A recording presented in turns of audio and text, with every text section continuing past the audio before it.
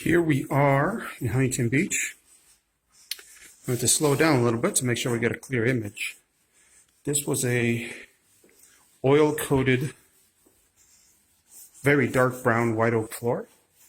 We have broken it down and remade it to look as natural as possible.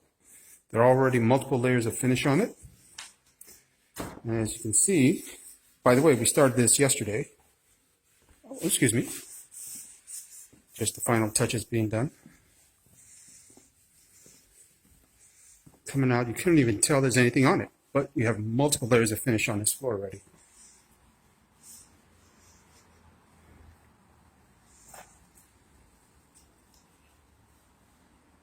Not much to say, really. We've done this look several times for several people, and they all seem to enjoy it a great deal. All we got to do is one more coat. It really won't look any much different than this.